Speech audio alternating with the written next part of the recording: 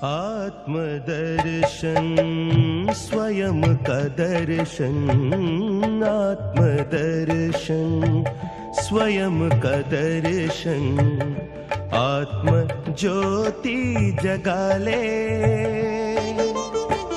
बुझी हुई जगा कर ज्योति, स्वराज्य फिर पाले।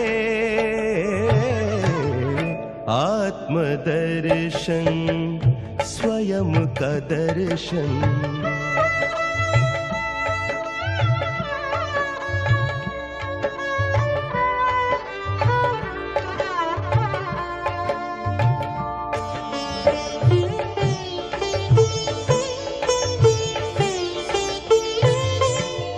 आत्मा राजा कर्म इंद्रियों का, प्रजाए इंद्रिया सारी।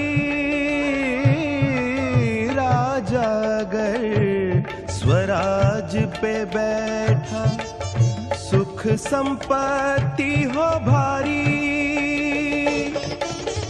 स्वराज की रक्षा कर तू, स्वराज की रक्षा कर तू, स्वयं का पहरा लगा ले।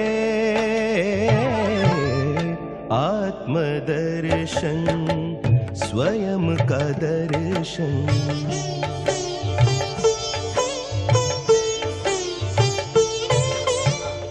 तू रथी रथ तन यह तेरा, आगे मन रूपी घोड़ा, पकड़ बुद्धि की लगाम हाथ में, संस्कारों वश दौड़ा। भूला राही अपने पथ को, भूला राही अपने पथ को, स्वदर्शन से पाले। आत्मदर्शन स्वयं का दर्शन, आत्मदर्शन स्वयं का दर्शन, आत्म ज्योति जगा ले, बुझी हुई जगा कर ज्योति, स्वराज फिर पाले। आत्मदर्शन स्वयं का दर्शन, आत्मदर्शन स्वयं का दर्शन।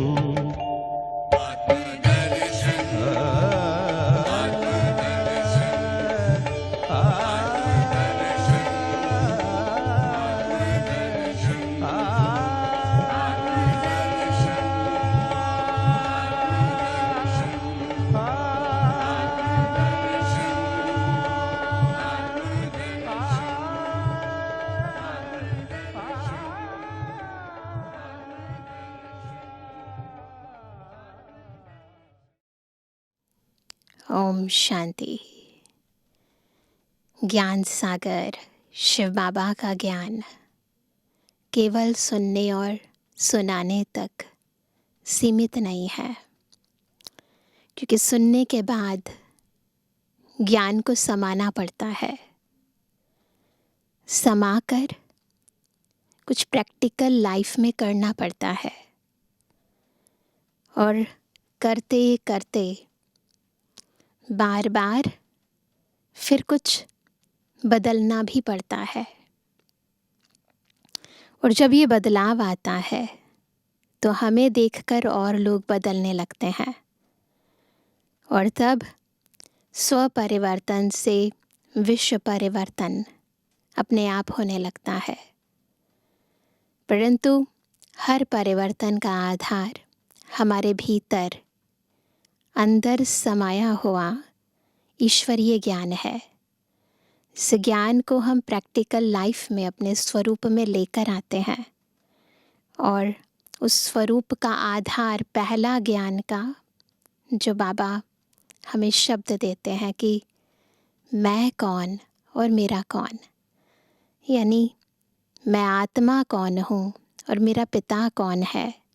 जब उसको यथार्थ आत्मा समझ जाती है तो फिर परिवर्तन शुरू होता है, और ये नई पहचान, नई ऊर्जा, नई प्राप्तियाँ, नवीन विश्व का आधार अपने आप रख देती हैं, नई दुनिया का आगाज़ कर देते हैं।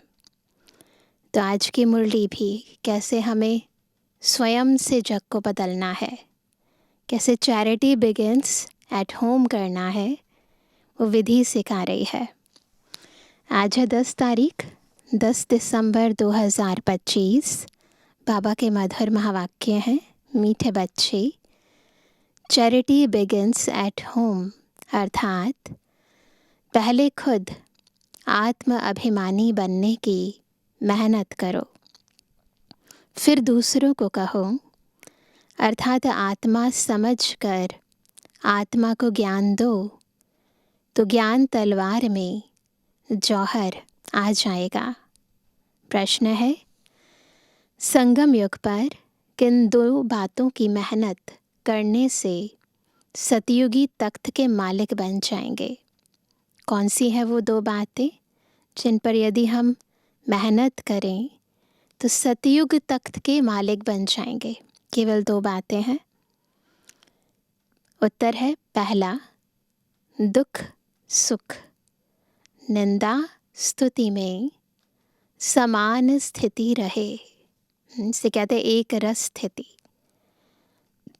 बाहर कोई कुछ भी करे, उसका असर अंतर की स्थिति पर ना पड़े, यह मेहनत करो। कोई भी कुछ उल्टा सुल्टा बोले, क्रोध करे, तो तुम चुप हो जाओ। कभी भी मुख की ताली नहीं बजाओ, उनको जवाब नहीं दो, बहस नहीं करो। दूसरा, आँखों को सिविल बनाओ। क्रिमिनल आई बिल्कुल समाप्त हो जाए। हम आत्मा भाई भाई हैं, आत्मा समझकर ज्ञान दो, आत्म अभिमानी बनने की मेहनत करो, तो सतयुगी तख्त के मालिक बन जाएंगे। संपूर्ण पवित्र बनने वाले ही गद्दी नशीन बनते हैं। तो इसलिए ये 2 मेहनत ज़रूर करनी है। एक तो स्थिति को एक रस बनाना है, और दूसरा बिल्कुल आँखों को सिविल बनाना है। ओम शांति। रूहानी बाप रूहानी बच्चों से बात करते हैं। तुम आत्माओं को यह तीसरा नेत्र मिला है, जिसको ज्ञान का नेत्र भी कहा जाता है। उनसे तुम देखते हो अपने भाइयों को, तो यह बुद्धि से समझते हो ना कि जब हम भाई भाई को देखेंगे तो कर्म इंद्रियां चंचल नहीं होंगी, और ऐसे करते करते आंखें जो क्रिमिनल हैं वह सिविल हो जाएंगी। बाप कहते हैं, विश्व का मालिक बनने के लिए मेहनत तो करनी पड़ेगी ना, तो अभी यह मेहनत करो। मेहनत करने के लिए बाबा नई नई गूढ़े पॉइंट्स सुनाते हैं ना, तो अभी अपने को भाई भाई समझकर ज्ञान देने की आदत डालनी है। ये आदत पक्की करनी है। मैं आत्मा और मेरे सामने मेरा रूहानी भाई, इस स्मृति में रहकर कर्म में आने की, संबंध संपर्क में आने की मेहनत करनी है। फिर यह जो गाया जाता है कि वी आर ऑल ब्रदर्स, दुनिया में कहते हैं ना हम सब भाई भाई हैं, तो ये जो कहते हैं वी आर ऑल ब्रदर्स, यह प्रैक्टिकल हो जाएगा।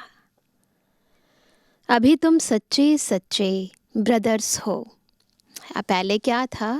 पहले कोई रूहानियत तो थी नहीं, बस वैसे ही गीत गा देते थे, है ना। हिंदू मुस्लिम सिख ईसाई आपस में है भाई भाई कह देते थे। परंतु अब पता चला है कि रूह के नाते हम सभी सच में भाई हैं, तो अब ब्रदर्स की फीलिंग आती है। तो बाबा कहते हैं अभी तुम सच्चे सच्चे ब्रदर्स हो, क्योंकि बाप को जानते हो।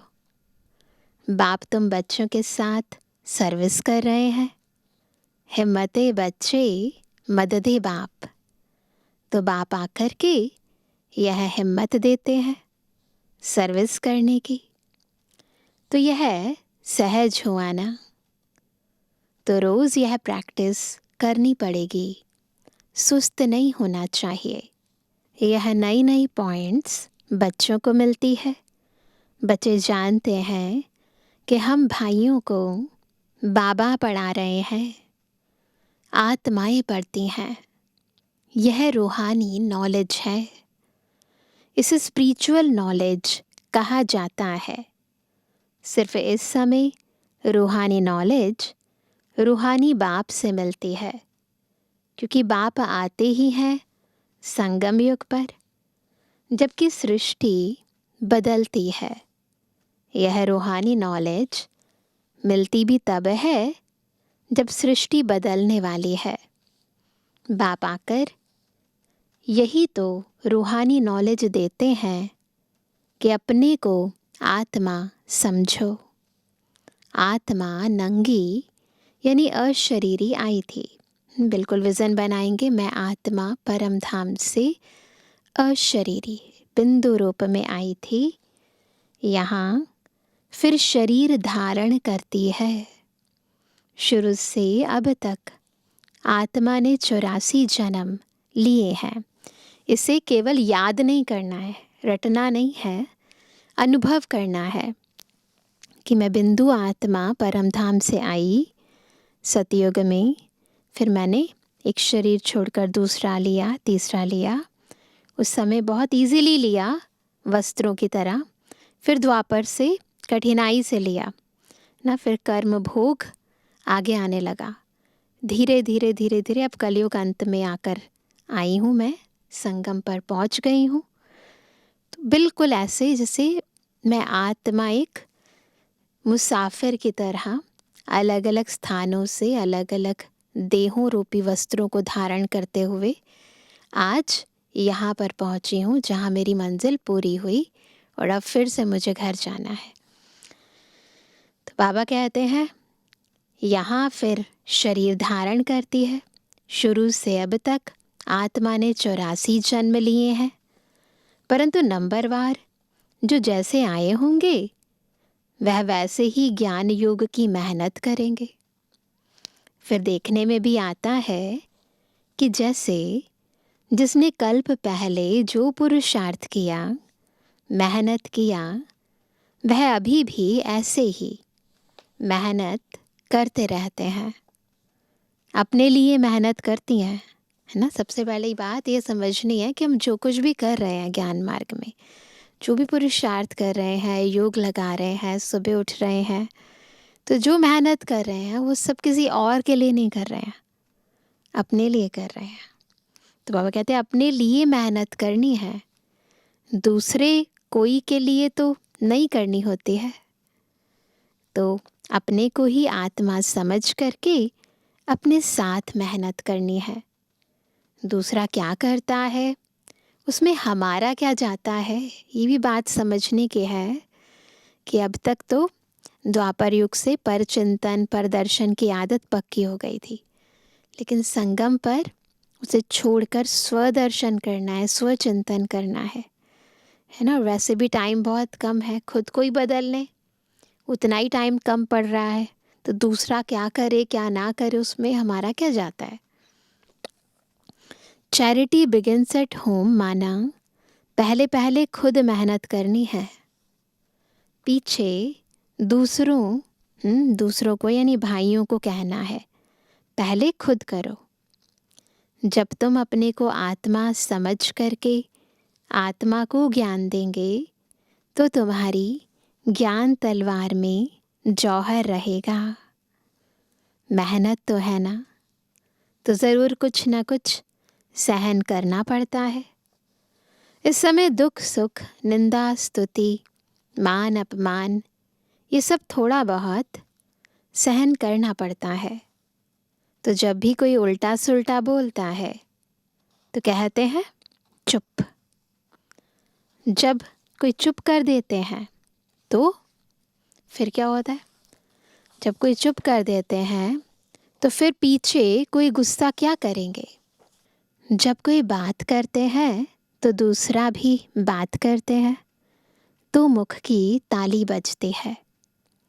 अगर एक ने मुख की ताली बजाई और दूसरे ने शांत किया तो चुप। बस यह बाप सिखलाते हैं। कभी भी देखो कोई क्रोध में आते हैं तो चुप हो जाओ, आपे ही उसका क्रोध शांत हो जाएगा। दूसरी ताली बजेगी नहीं। अगर ताली से ताली बजी तो फिर गड़बड़ हो जाती है। इसलिए बाप कहते हैं बच्चे कभी भी इन बातों में ताली नहीं बजाओ, न विकार की, न काम की, न क्रोध की। इसीलिए सामने वाला कुछ भी करे, उसके कर्मों का प्रभाव मेरी मनोस्थिति पर नहीं पड़ना चाहिए, है ना। तो इसलिए बार बार इस बात का अभ्यास करना है कि बाह्य परिस्थितियाँ अलग है और मेरी स्वस्थिति अलग है। बच्चों को हर एक का कल्याण करना ही है। इतने जो सेंटर्स बने हुए हैं किस लिए? कल्प पहले भी तो ऐसे सेंटर्स निकले होंगे। देवों का देव बाप देखते रहते हैं कि बहुत बच्चों को यह शौक़ रहता है कि बाबा सेंटर्स खोलो।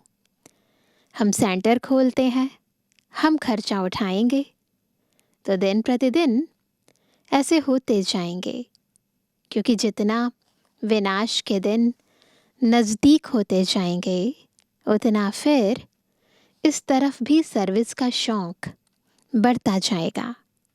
अभी बाप दादा दोनों इकट्ठे हैं तो हर एक को देखते हैं कि क्या पुरुषार्थ करते हैं, क्या पद पाएंगे, किसका पुरुषार्थ उत्तम, किसका मध्यम, किसका कनिष्ठ है। वह तो देख रहे हैं। टीचर भी स्कूल में देखते हैं कि स्टूडेंट किस सब्जेक्ट में ऊपर नीचे होते हैं। तो यहाँ भी ऐसे ही है। कोई बच्चे अच्छी तरह से अटेंशन देते हैं तो अपने को ऊंचा समझते हैं। कोई समय फिर भूल करते हैं, याद में नहीं रहते हैं तो अपने को कम समझते हैं। यह स्कूल है ना।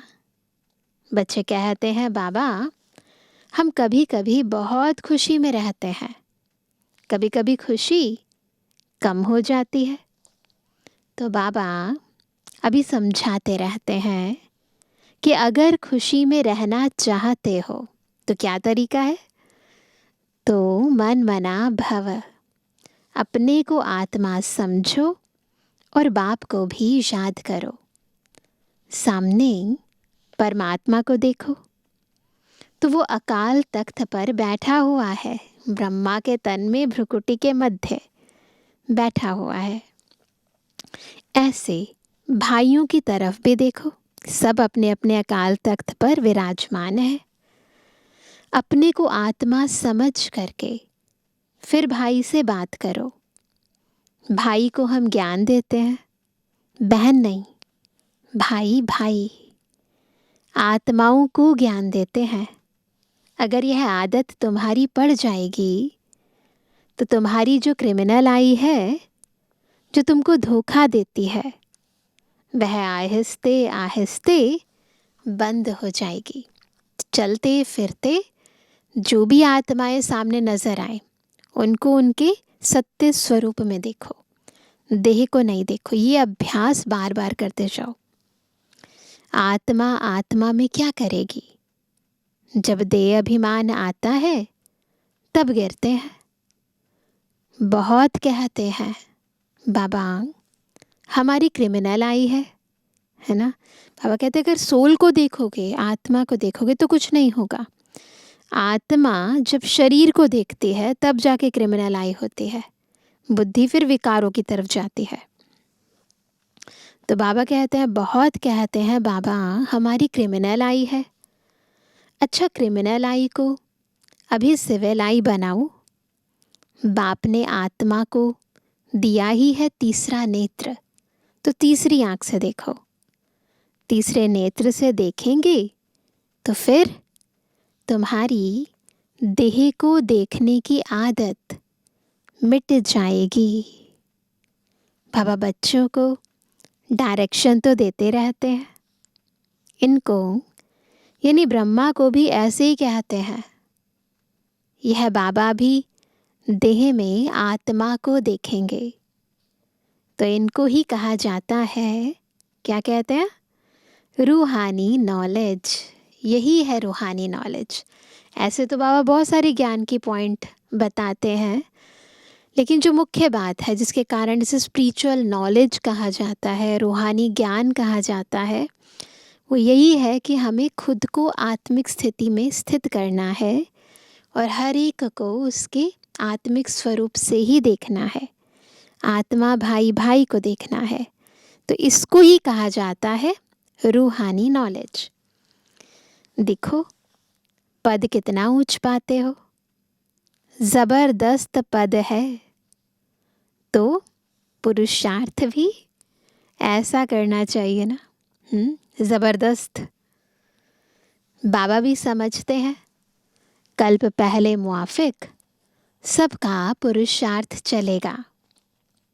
कोई राजा रानी बनेंगे, कोई प्रजा में चले जाएंगे। तो यहाँ जब बैठकर निष्ठा यानी योग भी करवाते हो तो अपने को आत्मा समझ करके दूसरे की भी भ्रुकुटी में आत्मा को देखते रहेंगे तो फिर उनकी सर्विस अच्छी होगी। जो देही अभिमानी होकर बैठते हैं वो आत्माओं को ही देखते हैं, है ना। जो प्रैक्टिकल में देही अभिमानी होकर बैठते हैं ना, उनकी नज़र सीधा आत्मा पर जाती है। तो ये देखो हमारी नज़र किस पर जाती है ना। उसके आधार से पता चलेगा कि मैं देही अभिमानी हूँ या देह अभिमानी हूँ। इसकी खूब प्रैक्टिस करो। अरे ऊंच पद पाना है तो कुछ तो मेहनत करेंगे ना। तो अभी आत्माओं के लिए यही मेहनत है। यह रूहानी नॉलेज एक ही दफ़ा मिलती है और कभी भी नहीं मिलेगी, न कलयुग में न सतयुग में, सिर्फ संगम युग में, सो भी ब्राह्मणों को। यह पक्का याद कर लो। जब ब्राह्मण बनेंगे तब देवता बनेंगे। ब्राह्मण नहीं बने तो फिर देवता कैसे बनेंगे। इस संगम युग में ही यह मेहनत करते हैं। और कोई समय में यह नहीं कहेंगे कि अपने को आत्मा, दूसरे को भी आत्मा समझ उनको ज्ञान दो। ना सतयुग में कहेंगे, ना त्रेता में, ना द्वापर में, न कलयुगांत में। केवल संगम पर बाबा कहते हैं। बाप जो समझाते हैं उस पर विचार सागर मंथन करो, जज करो कि क्या यह ठीक है, हमारे फायदे की बात है। हमको आदत पड़ जाएगी कि बाप की जो शिक्षा है, क्या आदत पड़ जाएगी कि बाप की जो शिक्षा है सो भाइयों को देना है। फीमेल को भी देना है तो मेल को भी देना है। देना तो आत्माओं को ही है। मेल और फीमेल तो चोला है ना, वस्त्र है, लेकिन देना तो आत्माओं को है ना। आत्मा ही मेल फीमेल बनी है, बहन भाई बनी है।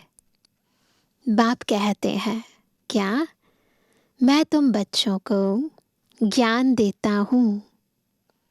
मैं बच्चों की तरफ आत्माओं को देखता हूँ और आत्माएं भी समझती हैं कि हमारा परमात्मा जो बाप है वह ज्ञान देते हैं, तो इसको कहेंगे यह रूहानी अभिमानी बने हैं।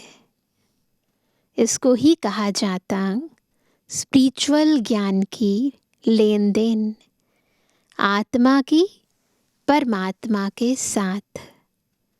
तो यह बाप शिक्षा देते हैं कि जब भी कोई विजिटर आदि आते हैं तो भी क्या करना है, तो भी अपने को आत्मा समझ आत्मा को बाप का परिचय देना है। आत्मा में ज्ञान है, शरीर में नहीं है, तो उनको भी आत्मा समझ करके ही ज्ञान देना है। इससे उनको भी अच्छा लगेगा, अलग फीलिंग आएगी ना। अभी तक सभी लोग बॉडी कॉन्शियसनेस में आकर अपने बारे में बताते हैं, इंस्टीट्यूशन के बारे में बताते हैं, लेकिन जब आप आत्मिक स्थिति में रहकर कोई भी ज्ञान देंगे तो उसका प्रभाव ही अलग होगा, तो उनको अच्छा लगेगा। जैसे कि यह जौहर है तुम्हारे मुख में, ये भी जौहर है ना, आर्ट है ना, सोल कॉन्शियस होकर ज्ञान देने की। इस ज्ञान की तलवार में जौहर भर जाएगा, क्योंकि देही अभिमानी होते हो ना। तो यह भी प्रैक्टिस करके देखो। बाबा कहते हैं जज करो, यह ठीक है। और बच्चों के लिए भी यह कोई नई बात नहीं है, क्योंकि बाप समझाते ही सहज करके हैं, बहुत ही इजीली समझाते हैं ना, कोई कॉम्प्लिकेटेड ज्ञान नहीं है, सिंपल है। चक्र लगाया, अब नाटक पूरा होता है। अभी बाबा की याद में रहते हैं। तमो प्रधान से सतो प्रधान बन, सतो प्रधान दुनिया का मालिक बनते हैं। फिर ऐसे ही सीढ़ी उतरते हैं। देखो कितना सहज बताते हैं। हर 5000 वर्ष के बाद मेरे को आना होता है। ड्रामा के प्लान अनुसार मैं बंधायमान हूँ। आकर के बच्चों को बहुत सहज याद की यात्रा सिखलाता हूँ। बाप की याद में अंतमति सुगति हो जाएगी। यह इस समय के लिए है। ये जो टाइम है, इस समय हम बाबा को याद करते हैं, तो इस युग में याद करने की प्रारब्ध ये होती है कि फिर सतयुग त्रेता के अंदर हम सर्व प्राप्तियों से संपन्न बन जाते हैं, तो अंतमति सुगति हो जाती है। यह अंत काल है। अभी इस समय बाप बैठ करके युक्ति बतलाते हैं कि माम एकम याद करो तो सदगति हो जाएगी। बच्चे भी समझते हैं कि पढ़ाई से यह बनूंगा, फलाना बनूंगा। इसमें भी यही है कि मैं जा कर के नई दुनिया में देवी देवता बनूंगा। कोई नई बात नहीं है। बाप तो घड़ी घड़ी कहते हैं नथिंग न्यू, कल्प कल्प बने हैं ना, इसलिए नथिंग न्यू। यह तो सीढ़ी उतरनी चढ़नी है। जिन्न की कहानी है ना, उसने कहा मुझे काम दो नहीं तो खा जाऊंगा, तो उसको काम दिया, सीढ़ी चढ़ो और उतरो। तो ऐसे ही बाबा कहते जिन्न की कहानी है ना, हम भी आत्माएं सीढ़ी चढ़ती हैं उतरती हैं। याद की यात्रा से बहुत मजबूत हो जाएंगे। बाबा कई बार कहते हैं ना, आना और जाना, बस यही करते रहो। इस याद की यात्रा से आत्मा पावरफुल बन जाएगी। इसलिए भिन्न भिन्न प्रकार से बाप बच्चों को बैठ सिखलाते हैं कि बच्चे अभी देही अभिमानी बनो। अभी सबको वापस जाना है। तुम आत्मा पूरे 84 जन्म लेकर तमो प्रधान बन गई हो। भारतवासी ही सतो रजो तमो बनते हैं। दूसरी कोई नेशनैलिटी को नहीं कहेंगे कि पूरे 84 जन्म लिए हैं। बाप ने आकर के बताया है, नाटक में हर एक का पार्ट अपना अपना होता है। आत्मा कितनी छोटी है, साइंसदानों को यह समझ में ही नहीं आएगा कि इतनी छोटी आत्मा में यह अविनाशी पार्ट भरा हुआ है। वो आत्मा जो दिखाई भी नहीं देती इन आँखों से, है ना, उस आत्मा में 84 जन्मों का पार्ट, है ना, अंदर नूंद है। तो ये बात समझ में नहीं आएगी। यह है सबसे वंडरफुल बात। यह छोटी सी आत्मा और पार्ट कितना बच जाती है, वह भी अविनाशी। यह ड्रामा भी अविनाशी है और बना बनाया है, अविनाशी भी है और रेडीमेड भी है। कभी कोई यह ज्ञान बता ही नहीं सकते, दुनिया में कोई ये ज्ञान बता ही नहीं सकते। ऐसे कोई की ताकत नहीं जो यह ज्ञान बताए। तो अभी बच्चों को बाप दिन प्रतिदिन समझाते रहते हैं। अभी प्रैक्टिस करो कि हम अपने भाई आत्मा को ज्ञान देते हैं। आप समान बनाने के लिए ये प्रैक्टिस करनी है, बाप से वर्षा लेने के लिए, क्योंकि सब आत्माओं को हक है। बाबा आते हैं सभी आत्माओं को अपना अपना शांति व सुख का वर्षा देने। हम जब राजधानी में होंगे तो बाकी सब शांति धाम में होंगे। पीछे जय जयकार होगी, सतयुग में आएंगे। यहाँ सुख ही सुख होगा। इसलिए बाप कहते हैं पावन बनना है। जितना जितना तुम पवित्र बनते हो उतना कशिश होती है। जब तुम बिल्कुल पवित्र हो जाते हो तो गद्दी नशीन हो जाते हो। तो प्रैक्टिस यह करो, पवित्र बनने की प्रैक्टिस करो। ऐसे मत समझना कि बस यह सुना और कान से निकाला, सुना अनसुना नहीं करना है। नहीं, इस प्रैक्टिस बगैर तुम चल नहीं सकेंगे। अपने को आत्मा समझो, वह भी आत्मा। भाई भाई को बैठकर समझाओ। रूहानी बाप रूहानी बच्चों को समझाते हैं।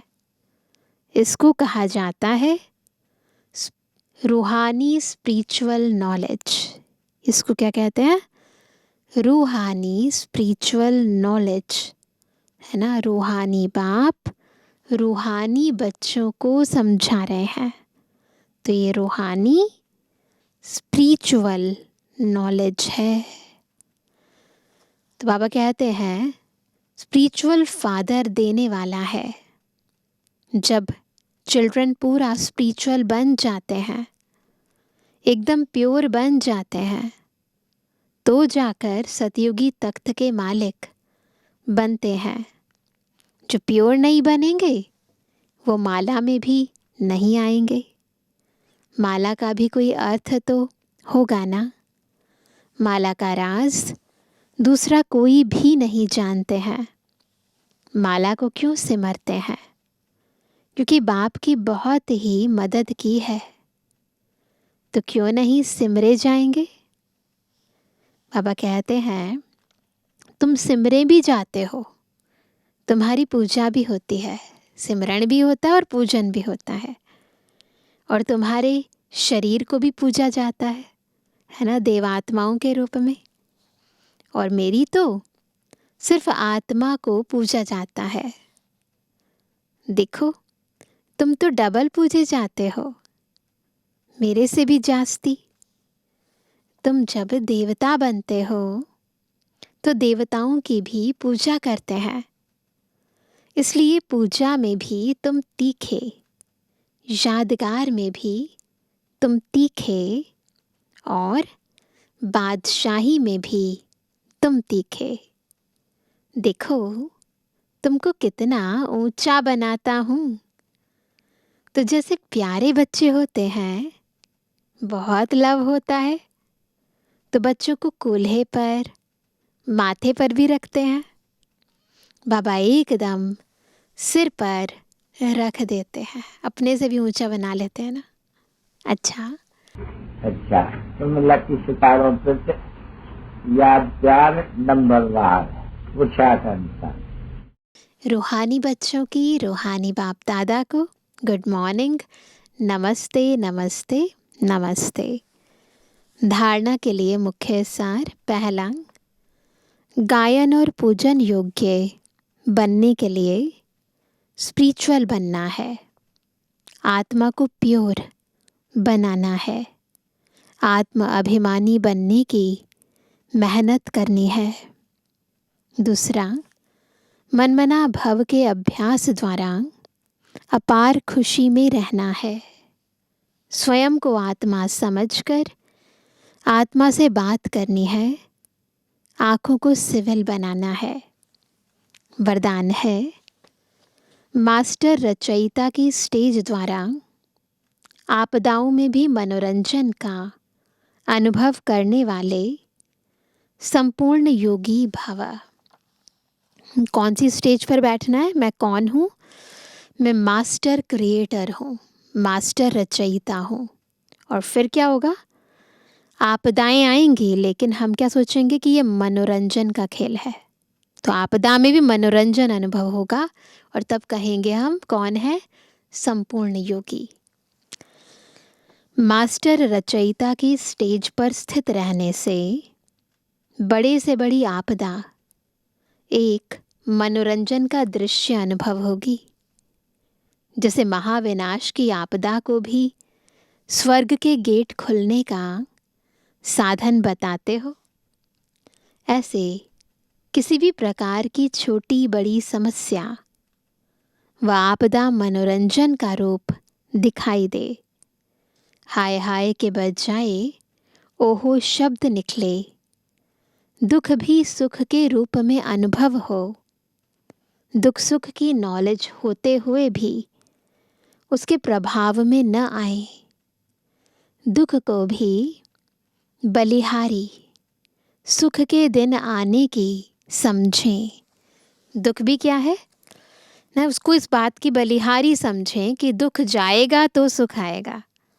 तो दुख को भी बलिहारी सुख के दिन आने की समझें, है ना। रात हुई है तो ही तो दिन आएगा ना, तो दुख आया है तो सुख भी आएगा। तब कहेंगे संपूर्ण योगी। स्लोगन है, दिल तख्त को छोड़ साधारण संकल्प करना। दिल तख्त को छोड़ दिया बाबा के, और फिर क्या करते हैं बच्चे? साधारण संकल्प, अर्थात धरनी में पांव रखना। संकल्प से भी अगर देह और दुनिया के बारे में सोचा तो उसे क्या कहेंगे? बाबा कहते हैं जैसे आपने इस देह रूपी धरनी के अंदर पांव रख दिया। कहाँ? तो हम बाबा के दिल तख्त पर थे, ऊपर थे, उड़ रहे थे। और कहाँ हम? बिल्कुल नीचे रसातल में आ जाते हैं। तो क्या होता है? संकल्पों से पहले नीचे आते हैं और फिर वाचा से और कर्मणा से भी आते हैं। तो धरनी में पांव रख देते हैं।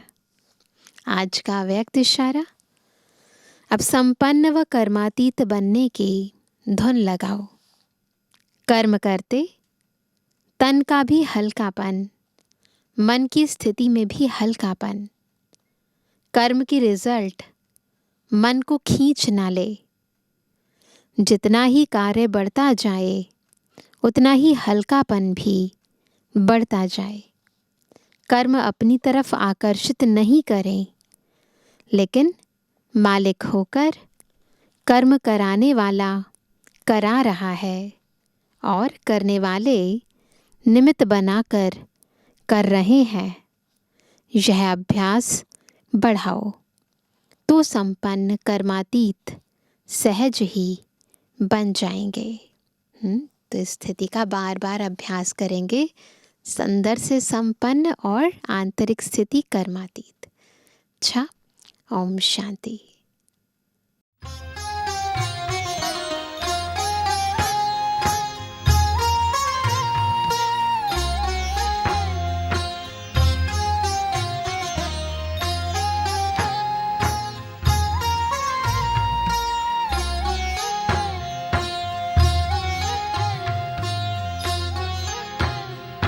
राजयोगी बन के सीखो फूलों जैसा मुस्कुराना। राजयोगी बन के सीखो फूलों जैसा मुस्कुराना।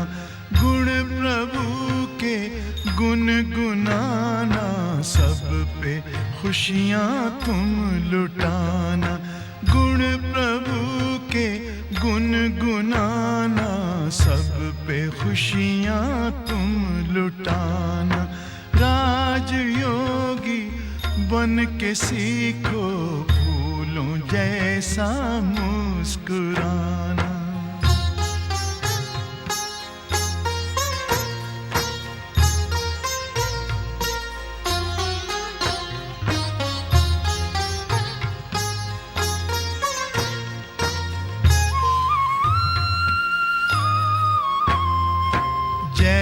पराजय सुख दुख संसार सागर की लहर है।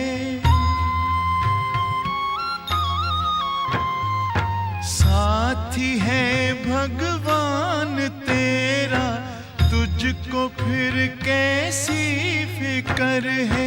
हंसते हंसते दर्द पीना, दीनों को दिल से लगाना। हंसते हंसते दर्द पीना, दीनों को दिल से लगाना। राजयोगी बन के सीखो फूलों जैसा मुस्कुराना।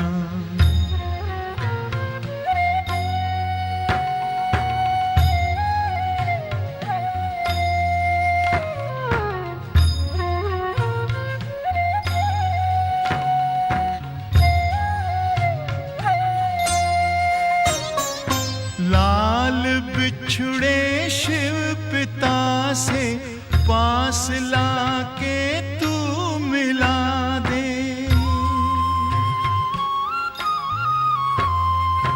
भूले जो मंजिल दिखाकर, फासला उनका मिटा दे।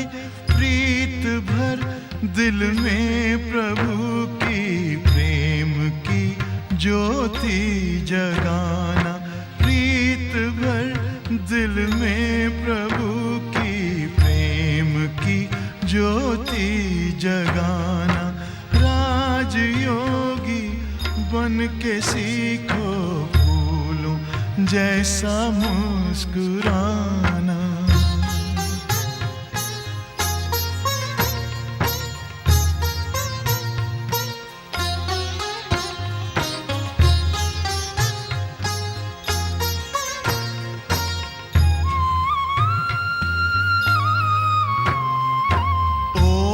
से कब प्यास बुझती, प्यासा है ये विश्व सारा।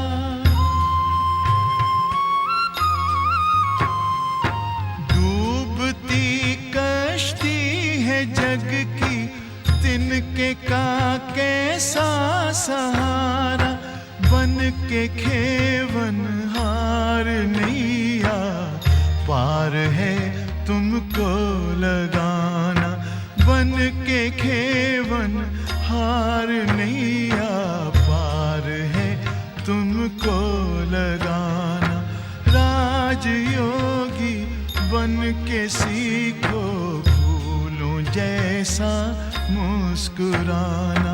गुण प्रभु के गुनगुनाना, सब पे खुशियाँ तुम लुटाना। राजयोगी बन के सीखो, फूलों जैसा मुस्कुराना।